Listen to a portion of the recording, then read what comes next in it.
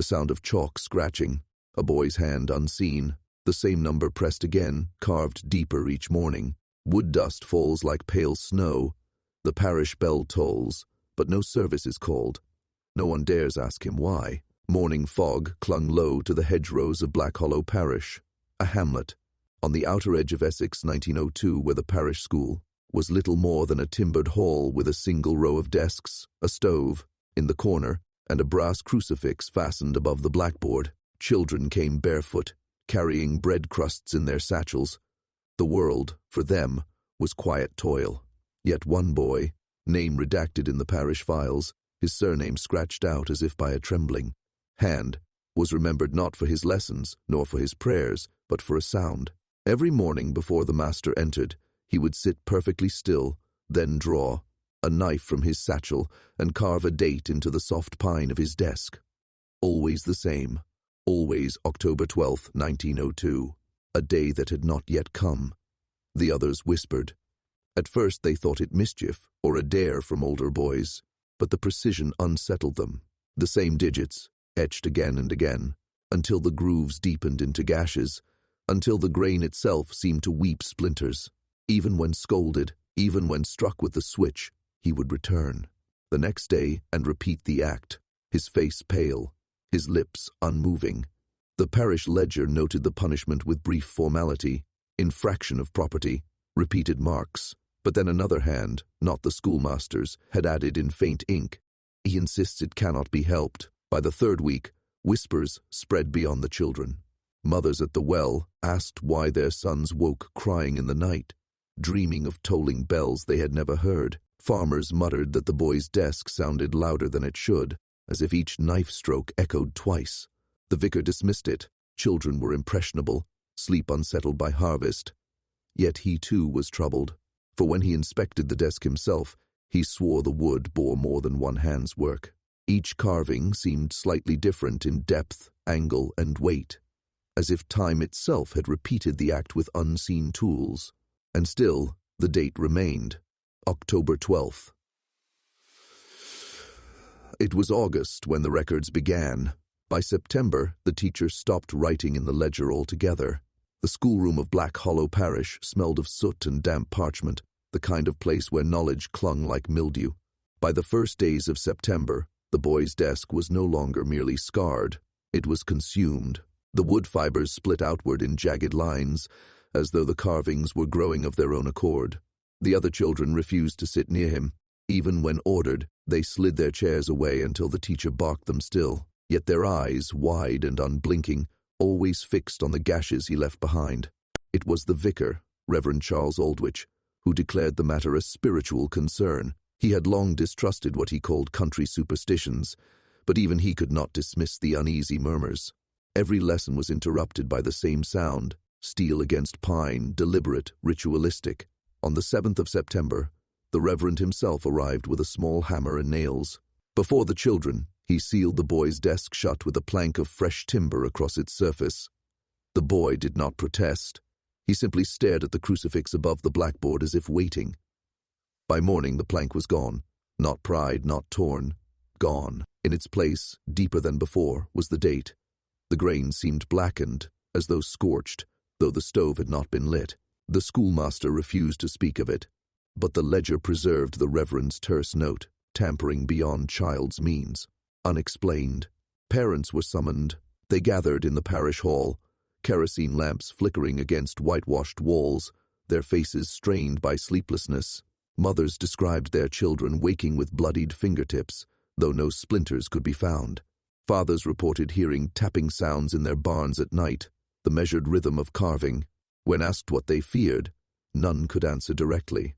They only looked at the boy, who sat in the corner silent, his hands folded in his lap.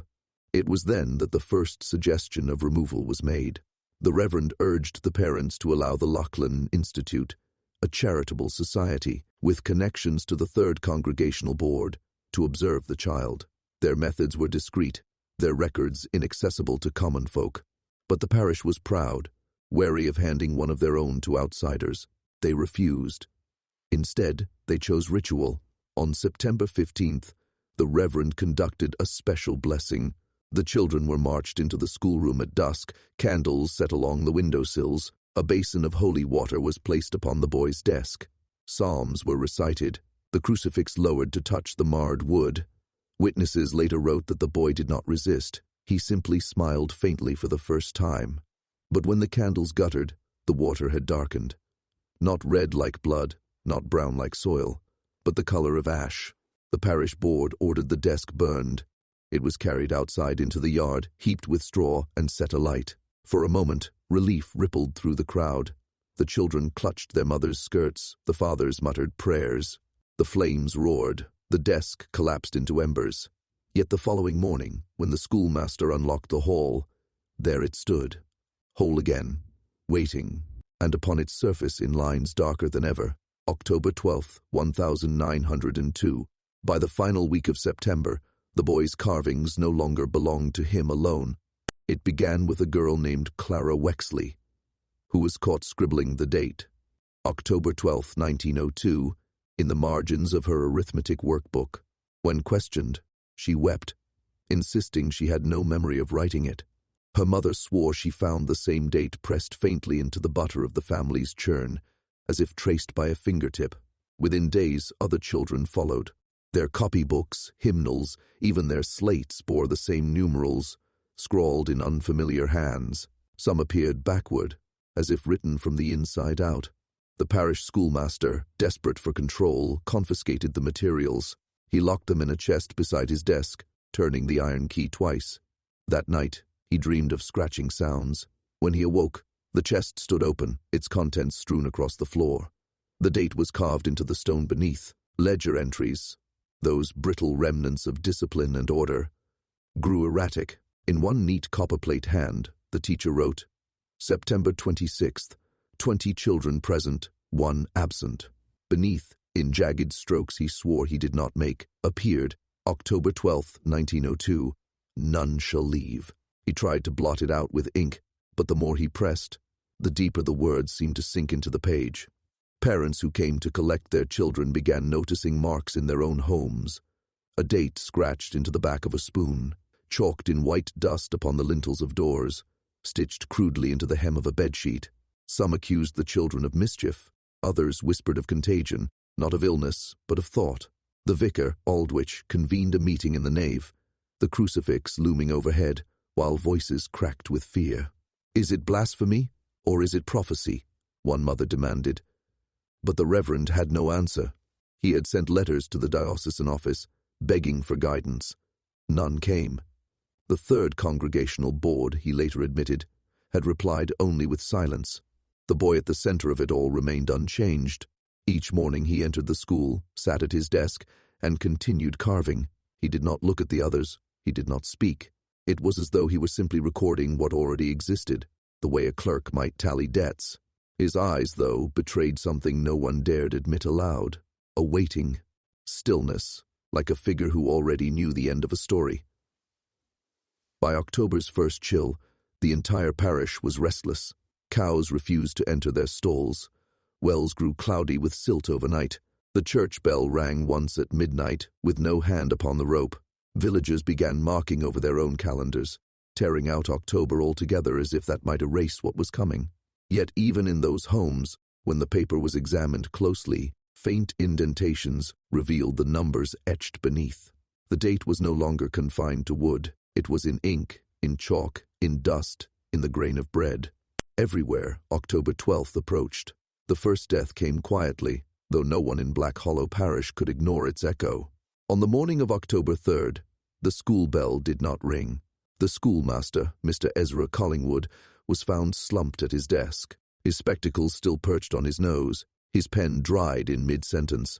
The children who discovered him said he looked as though he had simply fallen asleep, but his eyes, when pried open, were filmed white, as if frost had grown across them. The coroner, a weary man from the neighboring village of Brixley, examined him under the parish board's scrutiny. No wound, no seizure, no ailment he could name. His heart had ceased, but his body bore no sign of struggle.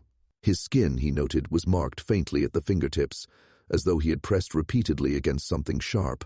When his hand was opened, His nails were stained with splinters. Beneath them, the coroner claimed, he found residue of pine. The schoolmaster had not carved the desk, yet he died as though he had. The inquest, hurriedly assembled in the vestry, grew tense. Villagers demanded explanation. Some argued exhaustion.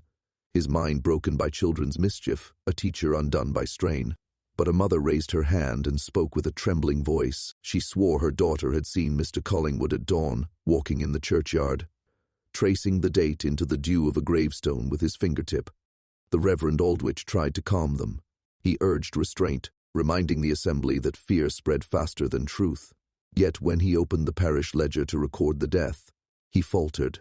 For across the page, in handwriting not his own, the date was already written. October 12th, 1902. Whispers rippled through the crowd. The boy was absent from the inquest, yet his presence pressed upon them all. Some parents fled home to bolt their doors. Others clutched rosaries with knuckles white. A few, bitter with desperation, accused the Reverend of negligence, claiming he had brought doom by refusing to send the child to the institute. That night, the schoolhouse stood locked and unlit. Still, villagers swore they heard the faint scrape of carving echoing through the timber walls. Passing lanterns cast long shadows across its windows, and some claimed they saw more than one figure within. The next morning, Mr. Collingwood's desk, where his body had been found, was inspected. The top was bare. Not a word, not a mark. Yet when the desk was lifted to be removed, the underside was revealed. The date had been carved there, not once but countless times, layered over each other until the wood looked diseased, furrowed like flesh opened too many times. The coroner, before leaving, muttered words that others refused to. Record, he was not the first to carve, nor will he be the last. From that day forward, the parish knew the death was not an end. It was a beginning. And October 12th was drawing near. Until October 4th, the boy had been a figure of silence, his knife, his desk, and the rhythm of his hand speaking louder than his lips ever had. But silence, like a vessel, can only hold so much. It was Clara Wexley again who first noticed the change. She claimed that, as she bent over her slate, struggling to copy her sums, the boy leaned toward her and whispered a number. Not the answer to her lesson, but a year, 1912. She froze, confused, for he had never spoken to her before. When she looked up, he was carving the familiar date into the desk, October 12th, 1902, yet his lips were moving, whispering steadily to no one she could see. By midday, other children reported the same. He spoke words in a low, even tone, never raising his eyes. Some swore he listed names, though none recognized them. Others insisted he recited dates that had not yet come to pass. Battles, storms, burials. A few claimed he spoke in a tongue they could not place, though the sound was steady, like a prayer. The schoolroom grew unbearable. Even the bravest children began refusing to attend, feigning sickness, hiding under beds. Parents, furious, confronted Reverend Aldwych once more. But when he summoned the boy before him in the vestry, the Reverend himself was shaken. For when asked why he carved, why he whispered, the boy finally lifted his head and met his eyes. Witnesses remembered his voice as strangely hollow, not childlike at all. "Because it has already happened," he said. The Reverend demanded clarity, but the boy said nothing further. His gaze, fixed upon the crucifix, did not waver. That evening, Aldwych wrote hurried notes in the parish journal. His handwriting grew frantic, difficult to read, but one sentence remained clear. The child knows the day as one remembers the hour of their own birth. The parish board, desperate for resolution, voted to bar the boy from school. Yet this solved nothing. For even outside the classroom, the marks multiplied. On fences, in the bark of trees, in ledgers left open upon kitchen tables, the date appeared. Villagers swore the boy walked the lanes at dusk, his shadow impossibly long, his hands clasped behind his back. Wherever he passed, wood and stone bore the trace of unseen knives. The most disturbing account came from the church sexton. He entered the nave one evening to douse the lamps, only to find the boy standing at the altar, alone in the dark. The child did not move, did not startle. The sexton approached slowly, asking what he was doing. The boy turned his head, and in a voice cold as chalk dust, answered, "I am waiting for the rest of you to catch up." The sexton fled. He refused ever to enter the church again. By October 6th, the parish no longer debated whether the boy was dangerous. The question had shifted, whisper to whisper, into something darker, not what he was, but when. By October 7th, the parish's patience had thinned to threads. The reverend, the board, and the fathers of the village gathered in the vestry beneath the dripping candle wax and resolved upon a measure they swore was not cruelty, but necessity. If the boy could not be sent to the Lachlan Institute, if his whispers and carvings spread unchecked, then he must be kept from the others. Not for punishment, they said, but for safety. That night, under a sky low with swollen clouds, 4 men led him across the yard to the schoolhouse cellar, a stone chamber once used for coal and apples. They placed a straw mat upon the floor and set a single lamp in the corner. He offered no resistance. He walked barefoot down the steps, his small frame swallowed in shadow, his face expressionless. When the door was bolted above him, the men lingered, uneasy, listening for sound. They heard nothing but their own breath. The following morning, when Aldwych descended with bread and water, the boy was seated at the far wall, staring at the damp stone. He had no knife, no slate, yet etched upon the wall beside him, fresh and pale as bone, was the same date, October 12th, 1902. Aldwych staggered back. The grooves were deep, as though made by iron, though the boy's hands were empty. By noon, villagers swore they heard noises from the cellar, not screams nor pounding, but the faint scrape of writing, multiplied. Some claimed it sounded as though several hands worked at once, layering the stone with invisible chalk. Others described a low hum, like voices reciting in unison from beneath the floor. When Aldwych returned at dusk, he found the walls covered. Every inch bore the date, over and over, written in patterns that curved like constellations. He dropped the lamp in his fright, and the flame flared high, casting shadows that seemed to multiply the boy into several figures at once. For a heartbeat, Aldwych swore he saw older versions of the child, taller, thinner, withered, kneeling among the dates. Then the smoke swallowed the vision, and only the boy remained, calm, his eyes fixed on the reverend's trembling hands. That evening, the parish bell rang 3 times without a ringer. Dogs barked until their throats bled raw. A farmer reported that every clock in his home struck midnight, though the hour was barely past 7. The board convened once more, this time in fear rather than authority. Some argued he must be taken to the river, drowned like a sickness. Others whispered of sealing the cellar altogether. Aldwych, pale and shaking, argued against blood. He begged them to wait, insisting that the date itself, October 12th, was key, and that no act of violence would change what was coming.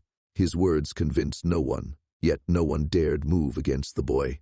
When the men returned to the cellar, intending to strengthen the locks, they found the walls newly inscribed with a phrase among the countless dates. For the first time, the words extended beyond numbers. "It will not stop with me." By October 8th, the village itself had become a page.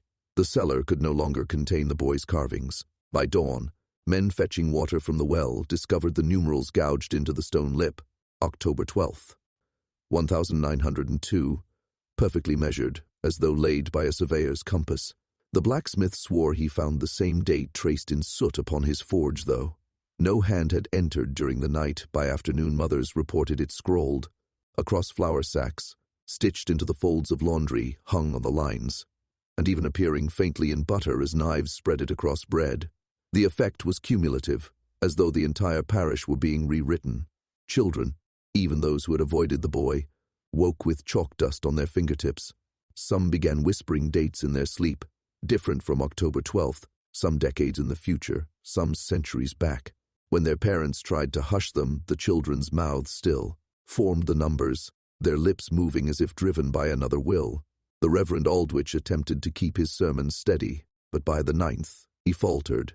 He opened the Book of Common Prayer, only to find the familiar words transposed, letters replaced by numerals. The congregation watched in horror as their own Bibles bore the same transformation, pages mottled with dates written in a dozen hands.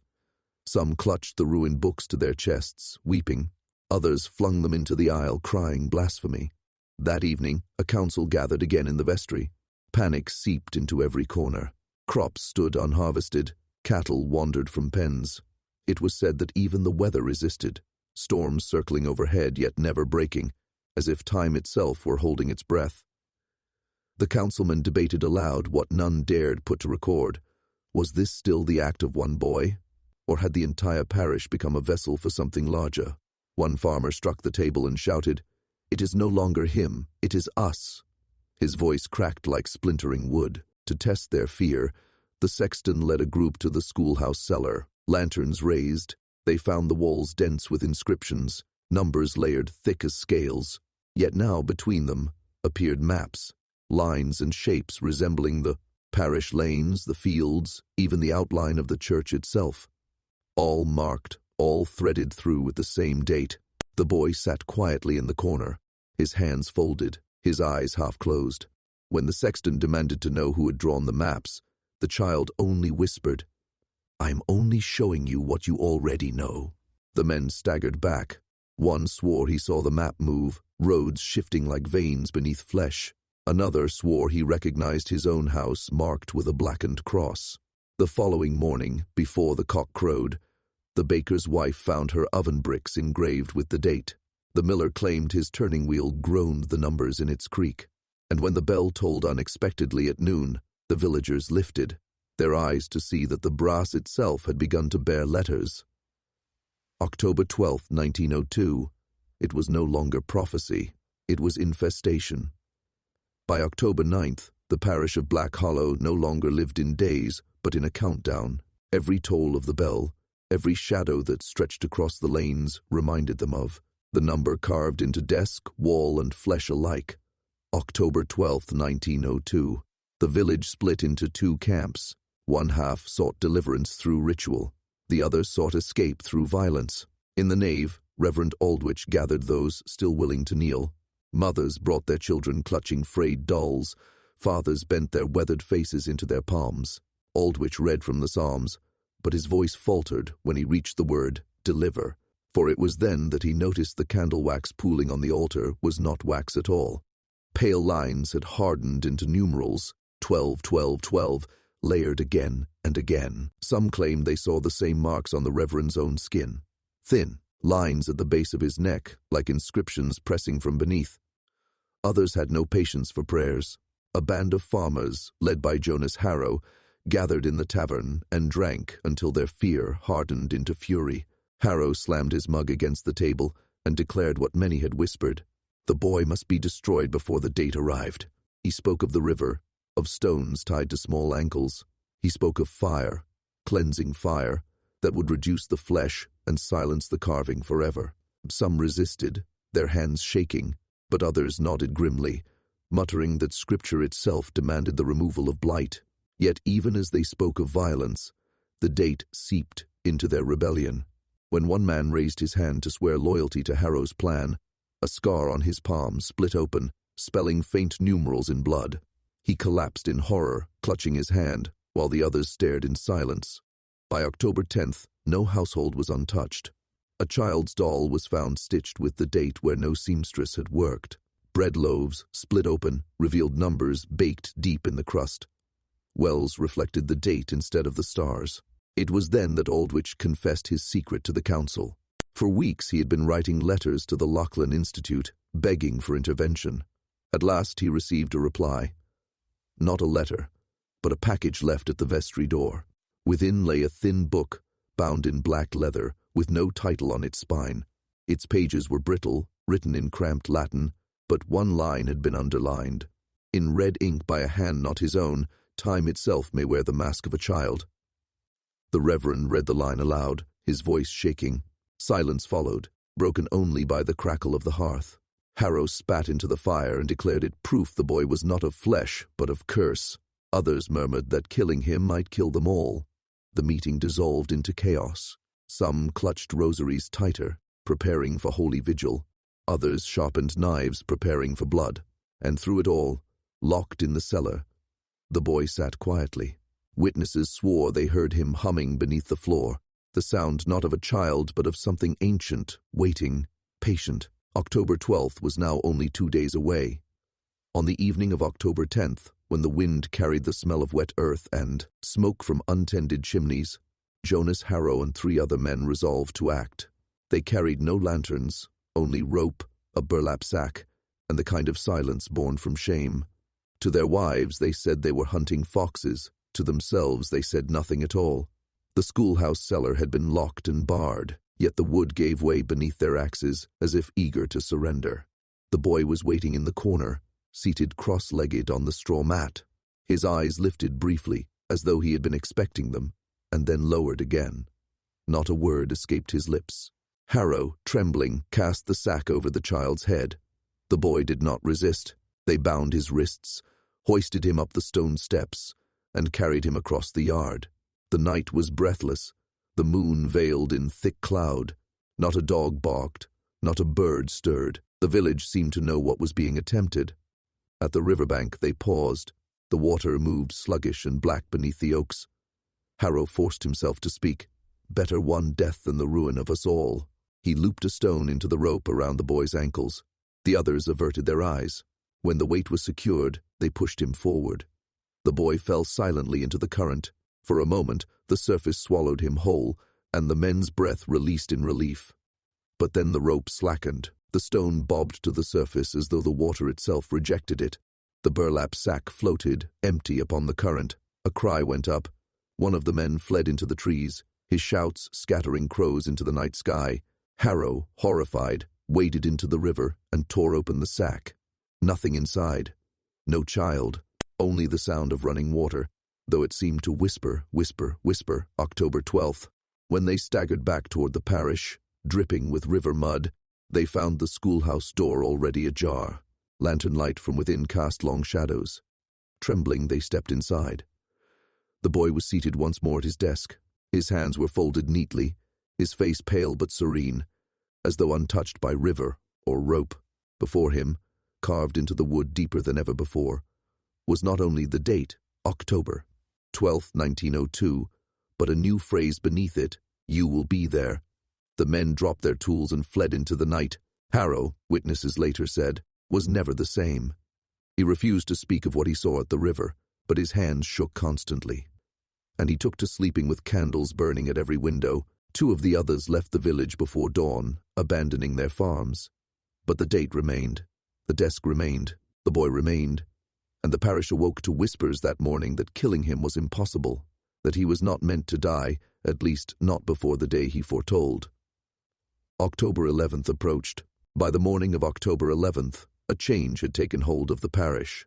It was not visible in any single act, but rather in the absence of ordinary ones. Carts went unused, shutters stayed latched, and church bells were not rung though the hour passed. Men who once gathered at the tavern now sat in silence at home, staring at their wives as if waiting for them to speak first. Mothers drew curtains against the sunlight, fearful that the boy's pale reflection might appear in the glass. At the schoolhouse, no children arrived. Their parents kept them inside, whispering excuses of illness or bad weather. Yet when Harrow passed the building at dusk, he saw smoke trailing from the chimney. Though no teacher had stepped across the threshold, he swore he heard the scrape of a desk being dragged across the wooden floor, then the precise strike of a knife gouging into timber. He did not linger. The parish priest, Father Whitcomb, announced at evening prayer that the people were to gather in the chapel the following day. He claimed it was for solemn repentance, though his voice wavered when he spoke the date. He lingered long on the words 12 and judgment until the congregation sat stiff as gravestones. At his side lay a ledger with a broken clasp. Some claimed they saw children's names written within, crossed out in a manner both deliberate and violent. Rumors swelled before nightfall. One farmer's wife said she had seen the boy standing in her orchard at dawn, though he vanished when she blinked. Another swore that her infant had spoken a single word, October, before its lips returned to silence. The blacksmith claimed every clock in his home stopped at 12:02, though none shared the same winding key. Fear twisted itself into ritual. Old women drew chalk crosses on door frames, though none agreed on which way they should face. Some burned laurel leaves and placed the ashes in bowls of water, convinced it would ward off the boy's shadow. Others did worse. One man was caught driving nails through the tiny shoes of his daughter, whispering it would keep her safe from walking where she ought not. That night, the parish streets were deserted. Windows flickered with candlelight, though curtains were drawn tight. The silence was so complete that every creak of timber in the wind seemed amplified, each thud of falling fruit like a knock at the door. Even the river seemed hushed, though those who listened claimed they heard beneath its surface the chant of children's voices, faint and rhythmic, counting upward toward 12. And yet, throughout the night, one building alone remained alive. The schoolhouse windows glowed faintly, as if lit from within by a fire that never smoked. Anyone passing swore they heard the boy's steady hand, cutting deeper and deeper into the desk with his penknife, repeating the date, no longer whispered but carved into permanence. October 12th, 1902. By dawn, every villager knew they would not sleep again until the day was done.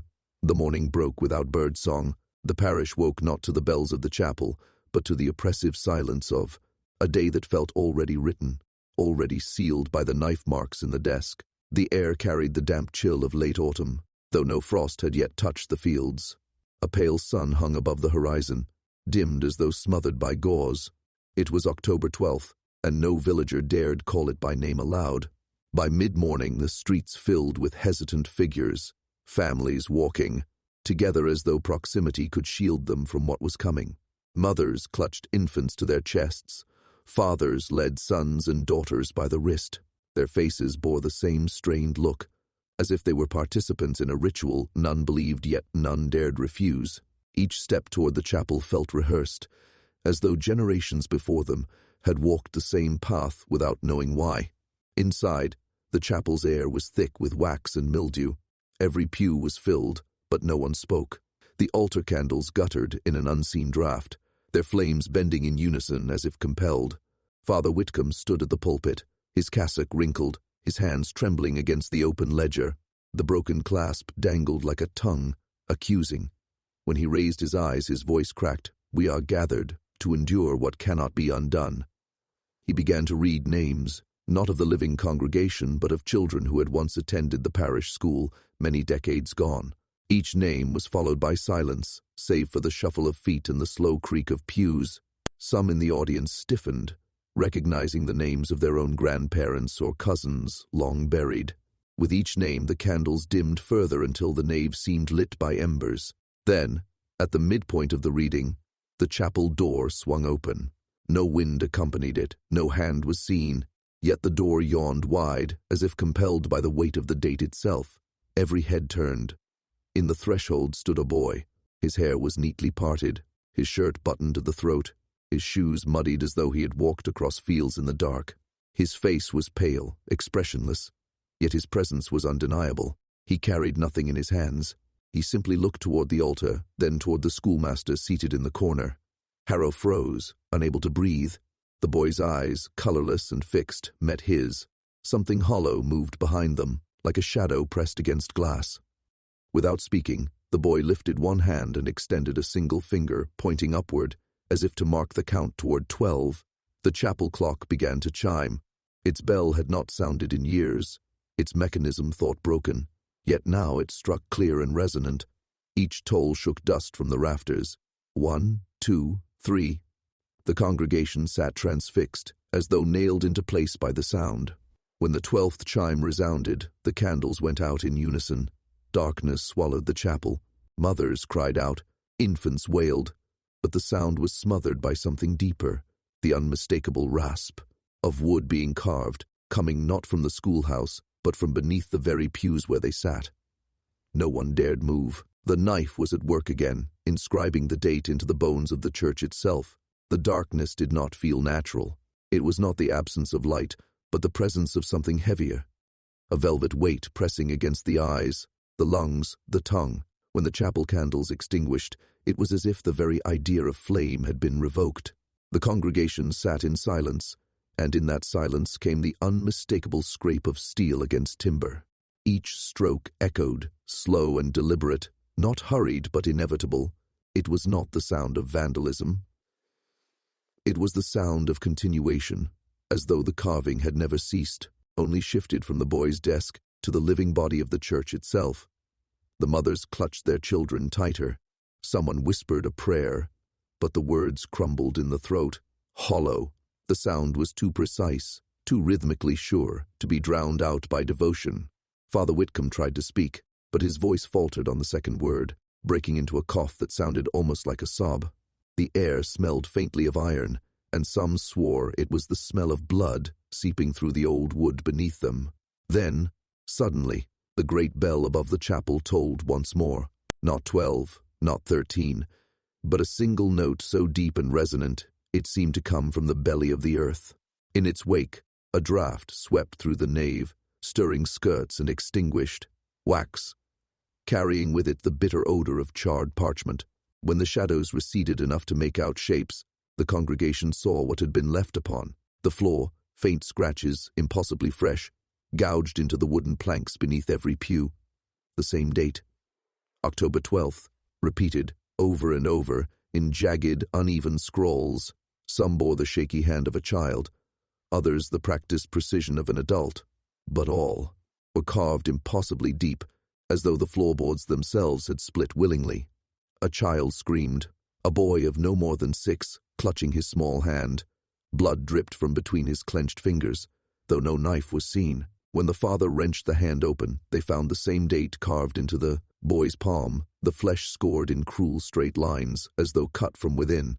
More children began to cry. Tiny cuts bloomed on arms, legs, backs of necks, all tracing the same numbers, the same month, the same year. Panic rose. Men surged toward the door, but when they pulled at the handles, they found them unyielding. The wooden beams had swollen as though nailed shut by unseen carpenters. No light bled from the cracks. It was as though the chapel had been sealed into its own separate airless hour. Harrow staggered forward, nearly falling, his knees weak. He tried to raise his voice above the din, but it cracked into incoherence. Still, some heard him rasp the words, "It is not him carving, it is us." For in the pews, in the shadows, several had discovered knives clutched in. Their own hands, knives they swore they had never carried into the chapel. Their blades dripped with shavings of wood and darker residue. They dropped them, horrified, but the scratching continued without pause. The boy at the door had vanished. Only the sound of his slow, steady carving endured. The scratching did not stop. It grew louder, multiplied, until the congregation realized it was not coming from a single corner, but from every surface around them. Walls, pews, rafters. The chapel itself had become the desk, its timbers groaning beneath 1,000 unseen knives. The sound had rhythm, a dreadful cadence, like an army of insects gnawing in unison. People clapped hands over their ears, but the vibration crawled into their bones, a reminder that this was not just sound, it was inscription. Something was being written through them, and then, for the first time since the boy had vanished, the carvings formed more than a date. On the wall behind the pulpit, gouged letters emerged in long, trembling lines, as if carved by many hands at once. Mothers screamed when they saw the words take shape, dripping with fresh splinters. You were all there. The meaning shattered them. The congregation recoiled, some dropping to their knees in prayer, others clawing at the walls as though the message itself were poison. Father Whitcomb raised his lantern to see if it was some trick, but the letters were undeniable, sharp and deep, carved into wood that had stood for 80 years. You were all there. Where? When? What unspoken history was being accused of them? The elders muttered about October 12th, a harvest fire long forgotten, a night when the parish records listed only a misadventure but no details. The silence of those archives now rang louder than any bell. Panic became violence. A farmer named Redding tried to kick open the doors, but when his boot struck the wood, it was his leg that split. The bone snapped clean, as though the chapel had returned the blow with greater force. He fell screaming, blood pooling on the floorboards, and there, beneath him, new letters unfurled in the pooling red again. The congregation drew back, eyes wide. Not only was the chapel writing to them, it was feeding on their wounds, using their bodies as ink. Children began to cry louder, clutching at their hands as more words appeared carved into flesh. One girl lifted her sleeve, and on her pale arm, the numbers had shifted. No longer just October 12th, but now a year attached, 1871. Another boy screamed as his back welled with bloody letters spelling witness. The adults rushed to wipe them away, but the carvings remained etched into the skin, scar deep. The air grew oppressive, every breath like swallowing ashes. The lanterns flickered, Then one by one they extinguished, not with smoke, but with silence, each flame snuffed without sound, as if erased from existence. The only light came from the wall, where the letters continued carving themselves, sharper, clearer. "IT begins when the bell strikes." And as if in answer, the bell tolled once more, this time not from above, but from within the walls, resonating through every stone and rib. Dust fell like snow from the rafters. Some fainted where they stood. Others clawed desperately at the floor as if to burrow out. Yet through the chaos, a boy's voice rang faintly. A whisper carried on no breath. "It was never me. It was always you." The chapel groaned. The message was not finished. The bell struck again, a hollow boom that seemed to reverberate not from the belfry, but from deep beneath the chapel's foundation. Dust poured down from the rafters like old ash, coating shoulders, settling into mouths, choking prayers before they could be finished. Each toll carried weight, not just as sound, but as sensation.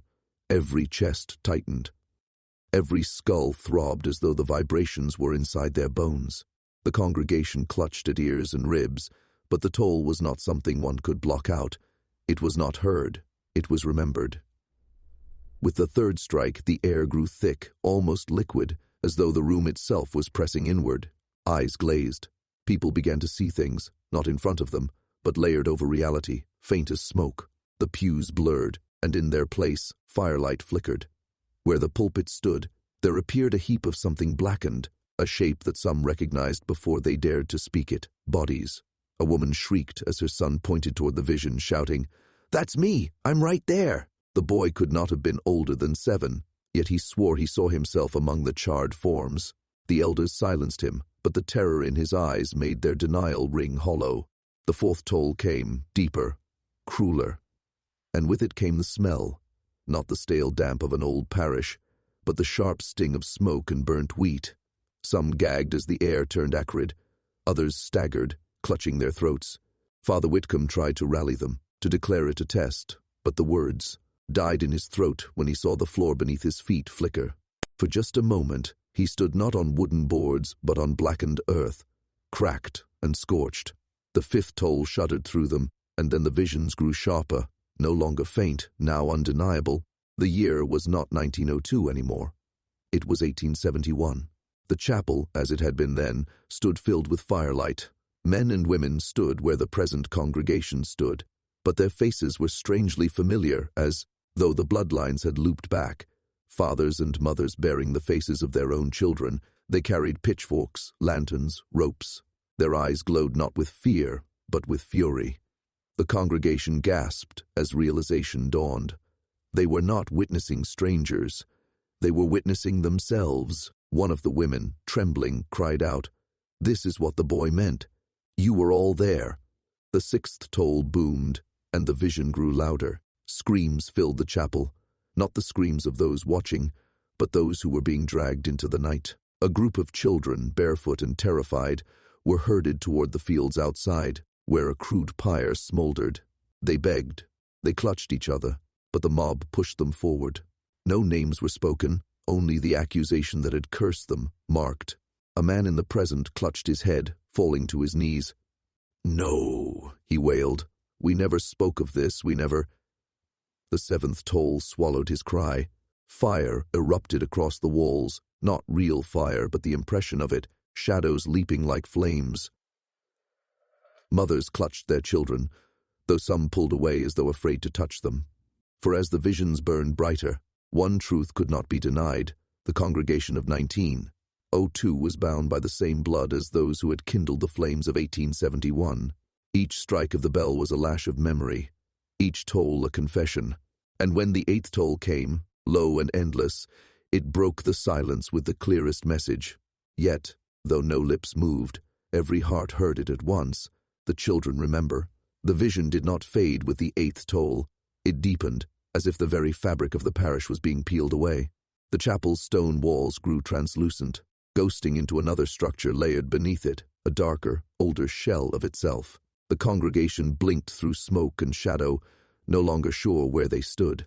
It was as though they had been transported back to that night in 1870. The night they had never spoken of, the night buried in silence and sealed in guilt. Through the haze they saw torches bobbing in the blackness of the field outside. A mob moved with dreadful purpose, familiar faces in their prime, younger, yet unmistakable. Fathers saw their own fathers striding with ropes slung over shoulders. Mothers saw their grandmothers carrying lanterns. The congregation realized, with a slow dread, that they were not merely witnesses to history, but inheritors of it. Every bloodline in that parish had roots tangled in what was unfolding before their eyes, and in the center of the mob were the children. Their figures flickered with eerie clarity, barefoot, pale, eyes round with terror. 10 of them, huddled together, too young to understand why their neighbors had turned into executioners.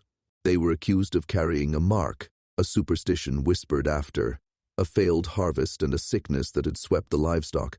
Someone had said it began with the children. The rumor stuck, and in a town so small, so fragile in its fear, rumor was enough to turn into verdict. "Do you see?" whispered a woman in the pews of 1902, pointing with a shaking hand. "The faces, they're the same. Those children—" Her voice broke, but everyone understood. The children from 1871 bore the likeness of the children now sitting in the pews beside their parents. The same curls, the same pale eyes, the same small hands. The fire in the vision flared higher, crackling though there was no flame on the real wood of the chapel. The mob bound the children's wrists with coarse rope, dragging them to the waiting pyre. The cries were unbearable, piercing, echoing through the years. A boy no older than 9 screamed for his mother, and one of the women in the pews shrieked in answer, recognizing his voice as identical to her own son's. The 9th toll resounded, and it seemed to push the parishioners forward, forcing them to relive the act through their ancestors' hands. They could feel the rough rope burn against their palms, the weight of a lantern handle in their fists, the terrible momentum of a crowd moving toward the irreversible. Some tried to resist, to fight the pull, but the vision clung to them like tar. It was not enough to witness, they were made complicit. Father Whitcomb tried once more to speak above the din, but his voice broke against the sound of children screaming. He looked down at the pews, at the boy who had carved the same date into his desk each morning, and his blood ran cold. That date was the night they were now reliving. The boy had not been predicting doom, he had been remembering. The 10th toll came, and the fire ignited. The children were cast into the pyre. Their cries became one, a sound so high and raw, it curdled the marrow of everyone present.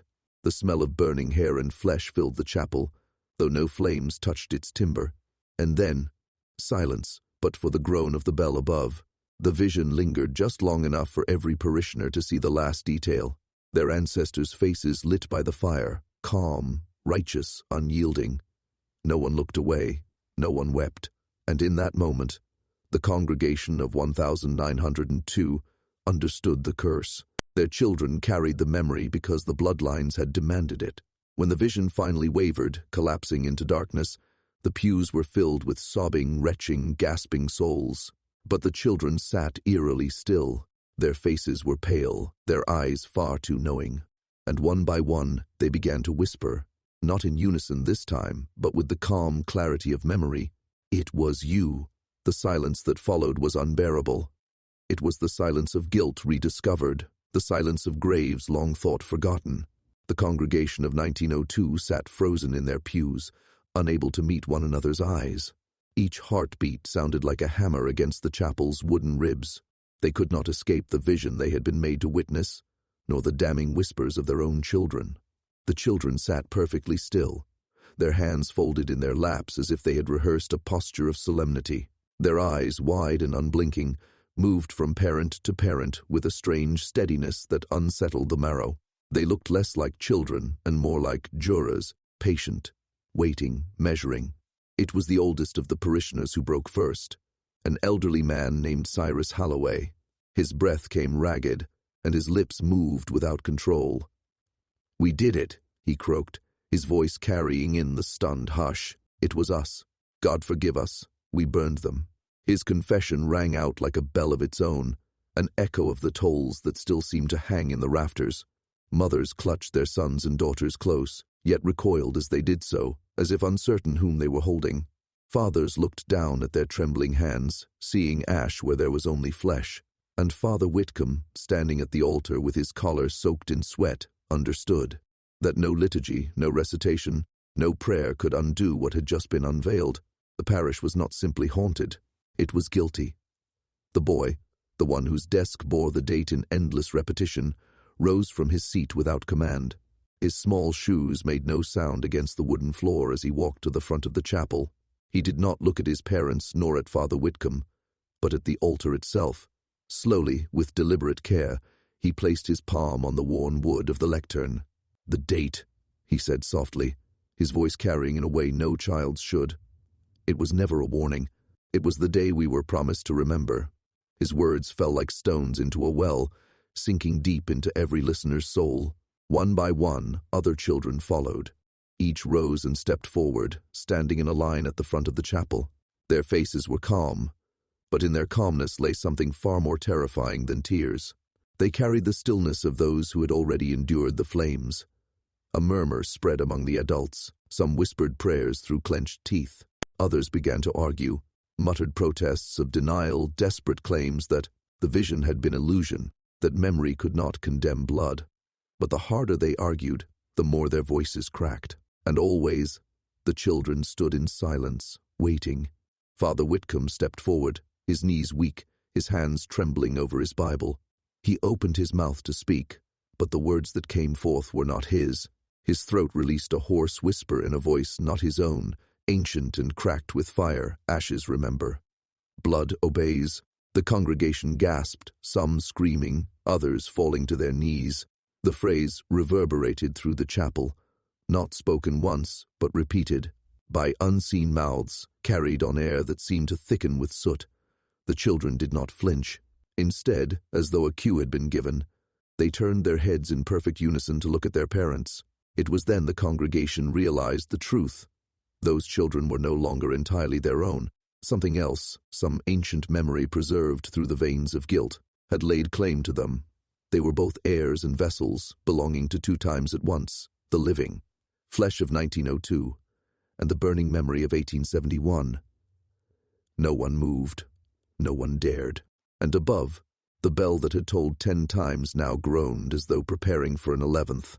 The first scream shattered the chapel's silence like glass. It came from Mrs. Agnes Wilcox, a woman known for her piety, who had sat in the second pew every Sunday for 3 decades. Her cry was not one of fear alone. It was recognition, the anguished sound of a mind splintering under the weight of truth. She staggered to her feet, clutching her rosary, and pointed at the line of children before the altar. "They're not ours," she shrieked, her voice cracking. "They're theirs, the burned ones, the damned ones. Look at them, look in their eyes." Her words spread like fire in dry timber. Panic rippled through the congregation. Men who had stood stone-faced just moments before now leapt to their feet, demanding explanations, insisting the visions had been trickery.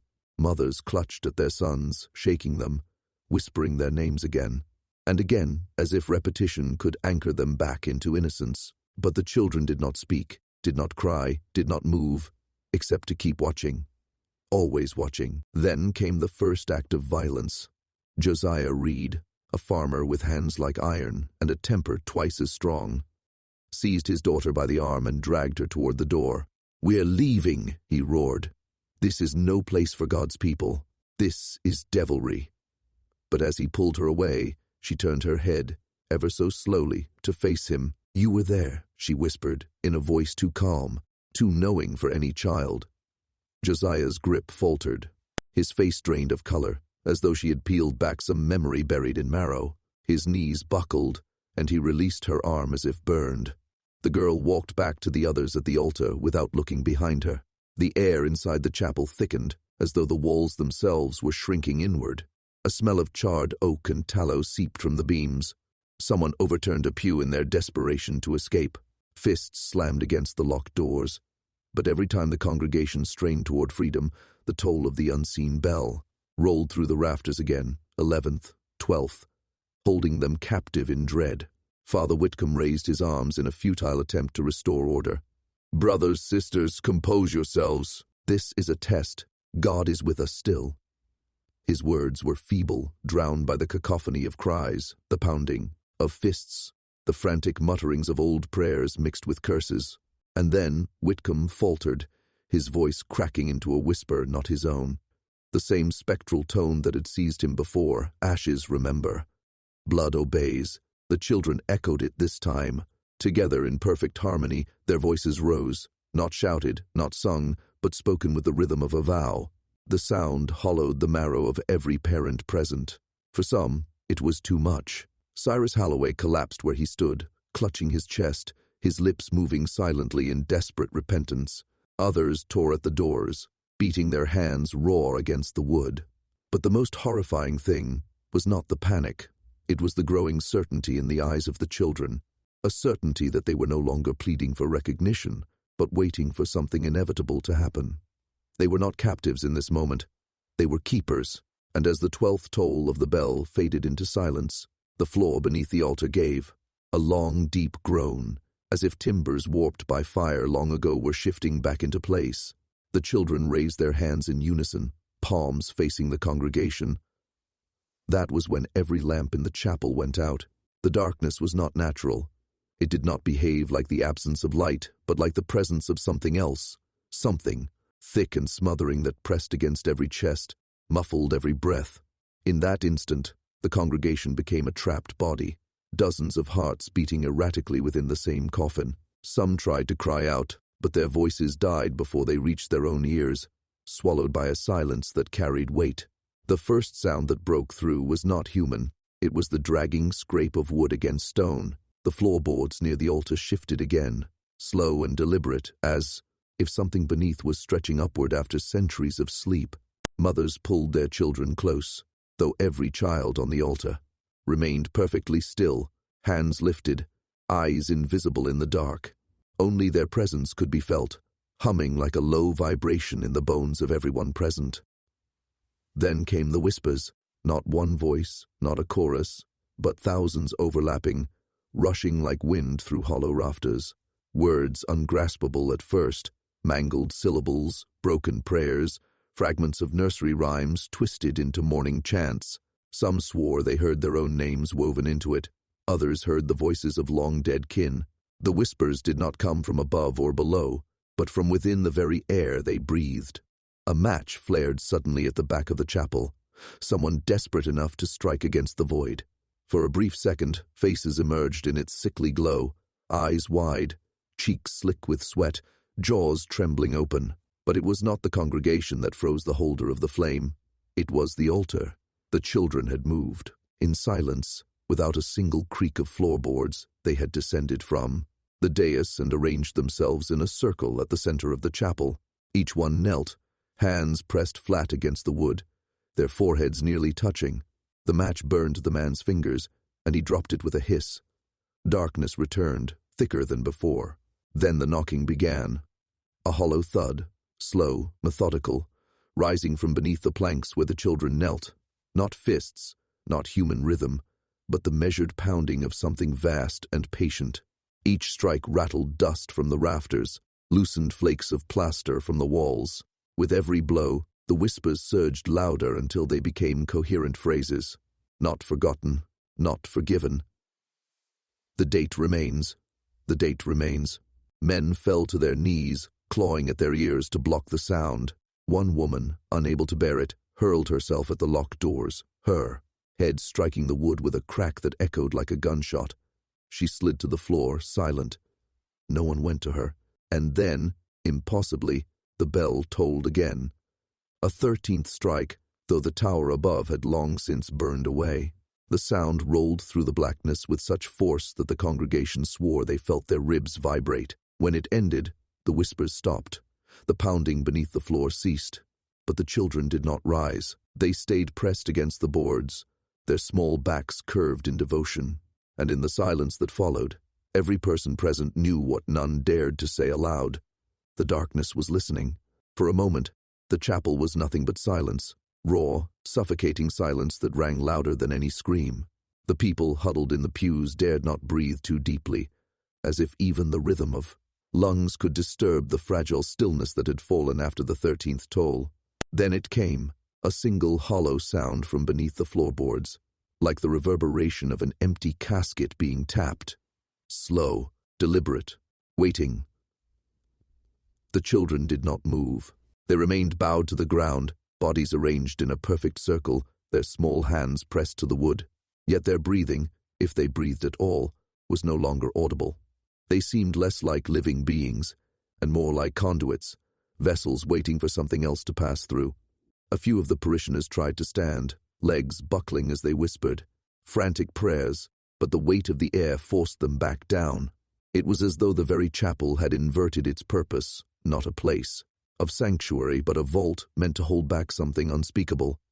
The knocking came again, 3 times, with the precision of a hammer to a coffin nail, and then the boards at the center of the circle began to tremble, not violently, but with the steady shiver of something immense shifting below. Dust poured from the cracks, and with it came an odor, thick and cloying, not the sharpness of rot, but the damp, metallic scent of earth recently disturbed, as though a mass grave had been unearthed below their feet. An elderly deacon, trembling so hard he could scarcely form words, rasped, "The ledger was right." The ledger warned. His voice cracked, drowned by the murmurs rising. Again, not from the walls, not from the rafters, but from beneath. The whispers surged upward like smoke, filling every gap between the floorboards, curling into the ears of those still conscious. They were no longer shapeless sounds. They were prayers inverted, fragments of scripture turned backward, names recited like curses. One man dared to crawl closer, his lantern shaking in his hand. He bent low, bringing the light to the cracks in the boards. His scream was not human. It was the sound of a soul collapsing. The lantern fell, rolled, and sputtered out. Those nearest dragged him back, but his eyes were ruined, staring sightless and pale, as though he had gazed into the core of something not meant for human vision. His mouth hung open, muttering one word over and over. Hollow, hollow, hollow. The boards began to bulge upward, a seam splitting through the circle the children had formed. Their fingers flexed as if in anticipation, yet still they did not lift their heads. It was not they who resisted, it was they who permitted. The pounding grew louder, shaking the entire frame of the chapel until windows fractured and shards of glass fell inward like rain. And then, as quickly as it had risen, the knocking ceased. The bulge sank back into place, the boards flattening as though nothing had stirred beneath. The whispers dwindled into a sigh that lingered only in the ears of the most terrified. But the silence that followed was worse, because now, the congregation realized, the children were gone. Not one remained kneeling in the circle. Only the date was carved into the floorboards, cut so deep into the oak that no tool of man could have marked it. October 19th, 1902. And the sound of something breathing lingered in the black air, though no one could tell from where. The official account, filed under Restricted Parish File 1902, contains no mention of children. It speaks instead of a fire, an accidental blaze sparked by a lantern, one that consumed the wooden chapel and left nothing but blackened beams and a scatter of ashes among the gravestones. But the handwriting itself betrays the document, ink blotted, words stricken, margins filled with hesitant half-sentences. It reads more like a confession than a report, more like the terrified scratching of someone who could not bring themselves to write the truth in full. And yet, testimonies survived. They were whispered, not written, passed from mouth to mouth across decades, each account fractured, contradictory, and broken with silences. One woman claimed she saw the boys and girls vanish all at once, dissolving into a haze of dust that clung to the rafters like cobwebs. Another insisted they had been lowered bodily through the floor, as though invisible hands had pulled them down into the hollow. A third said the children walked out together, their eyes glazed, their hands clasped, and no one dared to follow. But the most unsettling were those who admitted nothing at all. They claimed memory had failed them. They spoke of a gap, a blank, as if the night had been excised from their minds. They woke in their beds the next morning, their boots still muddy, the scent of earth still under their fingernails, yet with no recollection of how they had left the chapel or survived the collapse. These were the voices most frequently dismissed, though perhaps they spoke closest to the truth, that the event was not merely witnessed, but removed from the human faculty to record. The ledger was never found again. Parish officials swore it had been destroyed in the fire, though rumors persisted that it had been taken into the custody of the Third Congregational Board. locked away in their vaults where all inconvenient histories slept. In its absence, the date carved into the floorboards became the only surviving proof, October 19th, 1902. It appeared not only in the burned remains of the chapel, but later, strangely, inside barns, on fence posts, etched into the bark of old oaks near the cemetery. Always the same crude hand, always the same gouged numerals.